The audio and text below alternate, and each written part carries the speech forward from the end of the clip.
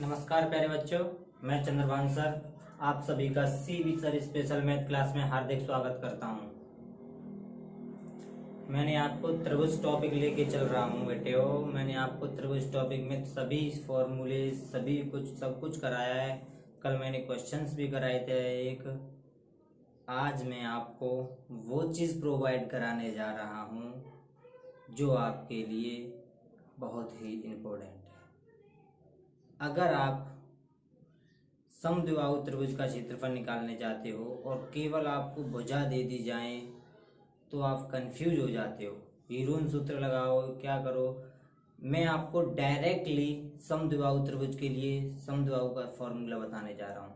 तो आज का मेरा टॉपिक है समद्विबाहु त्रिभुज के सूत्र का निगमन क्या है। और इससे पहले मैं आपसे कहना चाहूँगा कि जो भी स्टूडेंट्स मेरे चैनल पर पहली बार जुड़ रहे हैं वो मेरे channel CB sir special math class को सब्सक्राइब जरूर कर दें और एक साइड में बेल आइकन का चिन्ह आता है उसको जरूर दबा दें, जिससे मेरे चैनल पर जो भी वीडियो पहली बार पड़ेगी वो आपके लिए आपको सबसे पहले प्राप्त होगी। ठीक है, तो अपने और लाइक और शेयर जरूर करते रहिए। तो चलो स्टार्ट करते हैं बेटे।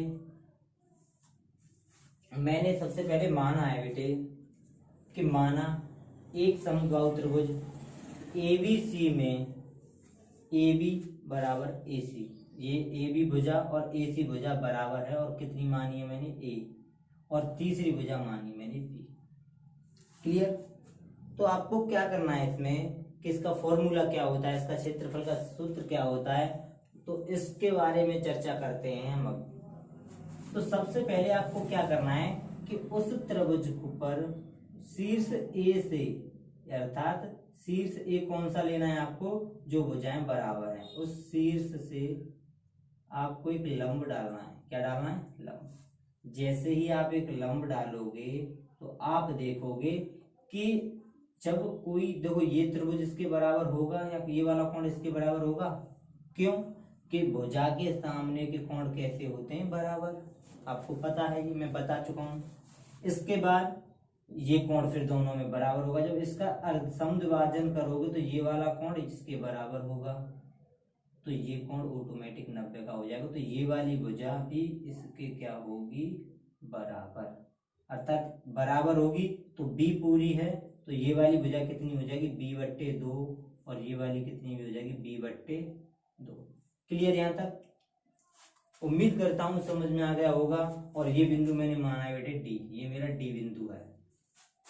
तो अब मैं ये दोनों देखो, ये कोण इसके बराबर, ये कोण इसके बराबर, ये कोण इसके बराबर, क्या दोनों त्रिभुज ABC और ABD और ACD क्या दोनों सर्वांग सम या समरूप न होंगे?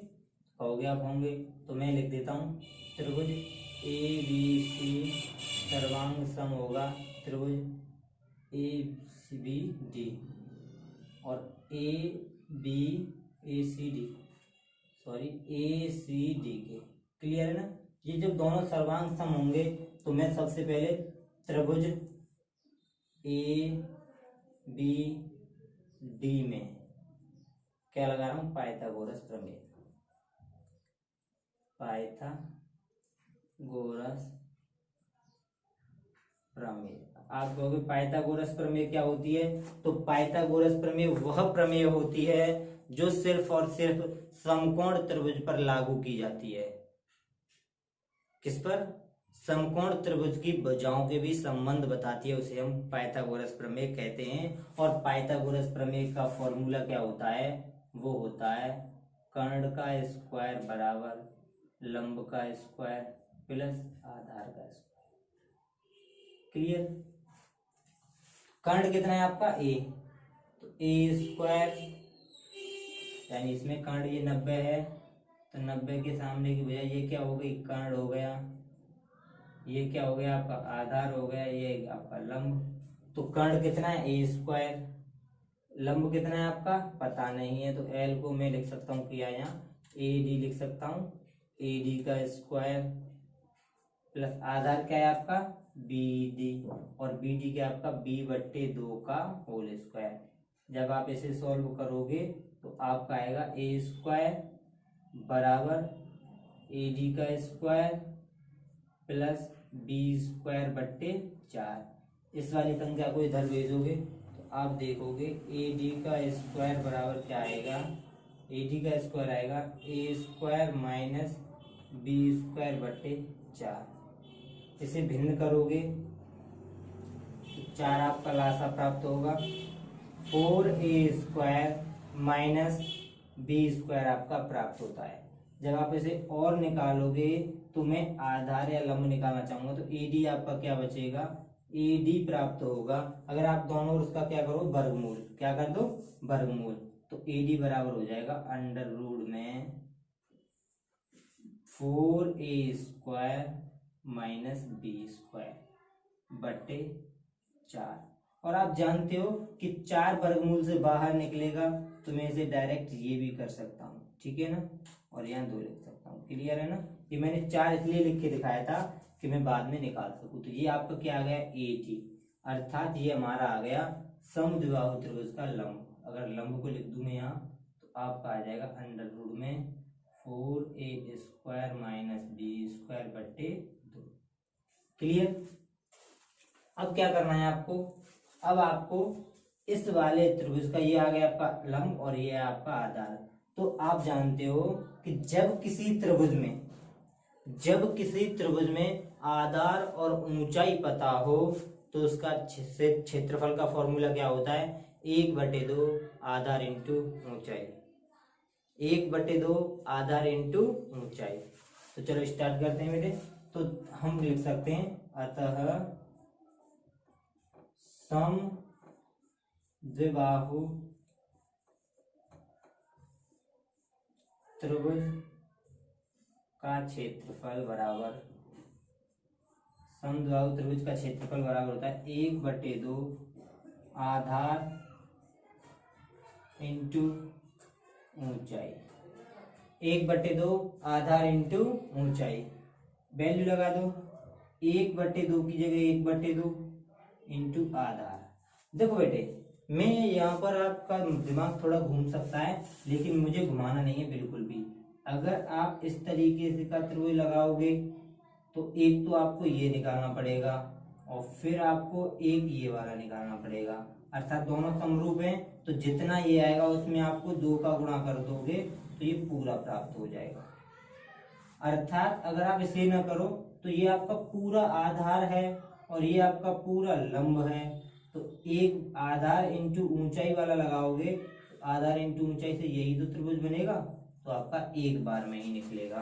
तो मैं यही लगा रहा हूं, आधार कितना हमारा b, तो b इंटू ऊंचाई कितना हमारा अंडर रूट में 4a square minus B square बटे 2। ठीक, तो और इसे सॉल्व करोगे तो आपका फाइनली आएगा एक b अंडर रूट में 4a square minus B square बट्टे 2 दूना 4। ये क्या आएगा आपका बेटे त्रिभुज का क्षेत्रफल। यही क्या है आपका त्रिभुज का क्षेत्रफल। क्लियर है ना। तो एक बार इसका स्क्रीनशॉट ले लो, फिर मैं एक बार फिर इसे समझाता हूं और आपका उम्मीद करूंगा कि आपको ये बेहतरीन तरीके से समझ में आएगा और याद करवा दूंगा यहीं पर मैं क्लास में। ठीक है, 2 मिनट एक्स्ट्रा लूंगा लेकिन 2 मिनट का रिजल्ट ये रहेगा कि आपको यहीं याद हो जाएगा वीडियो को 1-2 बार देखने में ही। ठीक है, तो एक बार इसका स्क्रीनशॉट ले लेना।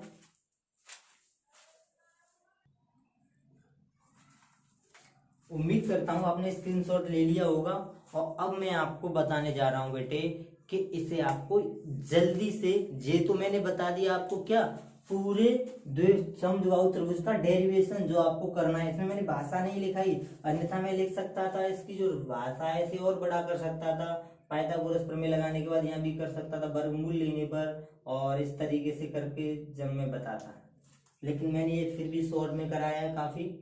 अब मैं इसे और शॉर्ट में आपको याद कराने जा रहा हूँ। ठीक है, तो थोड़ा सा मैं एक कोने पर साफ कर देता हूँ, जैसे मैं यहाँ आपको दिख रहा होगा, इसे साफ कर देता हूँ, ठीक है ना। इस वाले को मैं साफ करता हूँ। अब यहाँ मैं आपको पूरा समझा दूंगा छोटे से रूप में, ठीक है ना। और इस वाले फॉर्मूले को मैं यहाँ भी लिख देता हूँ जिससे आप देख सको क्षेत्रफल क्या निकाला है अभी हमने आपको, बी अंडर रूट में 4a² माइनस b² बटे 4, ठीक है ना। अब देखो देखो करना क्या है, याद करने के लिए क्या करना है। अगर आपके पास कोई भी त्रिभुज दे देते थे, मैंने ये दे दिया, ये त्रिभुज बना दिया उल्टा सीधा, आप उल्टे सीधे से सीखो। ये तो मैं नॉर्मल नहीं कराता हूँ, मैं सभी को एक्सेप्शन केस कर देता हूँ, थोड़ा हटके करा देता हूँ जिससे आप कभी ना भूलिए आप। और इसमें मैंने ये वाली भुजा इसके बराबर कर दी और ये भुजा मैंने मान ली बी। अब कहोगे सर बी क्यों मान रहे हो? बी इसलिए मान रहा हूँ कि आपका कंफ्यूजन खत्म हो जाए फॉर्मूला बनाने के लिए जल्दी से जल्दी। तो ये आपने भुजा मान ली ए। तो सबसे पहले आपको एक चित्र याद रखना है कि सबसे पहले हमें चित्र को लंबवत काटना है। तो ये क्या हो गया हमारा a/2 और ये भी क्या हुआ हमारा a/2। 1/2, 1/2 आपका रहेगा, 1/2 आपका रहेगा। आधार, आधार कितना है आपका a रहेगा, आपका आधार रहेगा। अब ऊंचाई, ऊंचाई के लिए आपको दिमाग में तुरंत लाना है कि हमें क्या करना है, पाइथागोरस प्रमेय लगाना है। और पाइथागोरस प्रमेय आपको पता है, लंब जब निकलता है, जब आप कर्ण के स्क्वायर में से किसका स्क्वायर घटाते हो, आधार का। कर्ण के स्क्वायर में से आधार का स्क्वायर घटाते हो तब आपका लंब निकलता है। और यहाँ आप देख सकते हो कर्ण के हमारा b², तो b² में से आप इसका स्क्वायर घटाओगे a² बटे 4, तो आपका इतना प्राप्त होगा। तो इसका मतलब हमें ये वर्ग निकल रहा है, हमें वर्ग तो लगाना नहीं है, तो हमें अंडर रूट का यूज कर लेना है। अंडर रूट में भिन्न करोगे तो 4b² माइनस a² बटे 4, और 4 में से जब आप 2 निकालोगे तो 2 दूना 4, ये इतना कंप्लीट हो गया। अब इसे डायरेक्टली से यहाँ से हटाओ और a को सही तरीके से लगाओ और इसका 2 गुना कर दो, आपका फॉर्मूला बनकर कंप्लीट, ठीक है। आप इसकी प्रैक्टिस 1, 2 बार 4 बार करोगे तो आपको बेहतर समझ में आएगा, बेहतर से बेहतर समझ में आएगा। तो उम्मीद करता हूं ये आपका टॉपिक अच्छे से और सही तरीके से क्लियर हुआ होगा। मैं इस पर एक छोटा सा क्वेश्चन सॉल्व करा देता हूं जो आपका बिल्कुल कंफ्यूजन खत्म कर देगा, ठीक है। तो एक बार इसकी तरीका समझ लो और मैं अगला क्वेश्चन लिखने जा रहा हूं।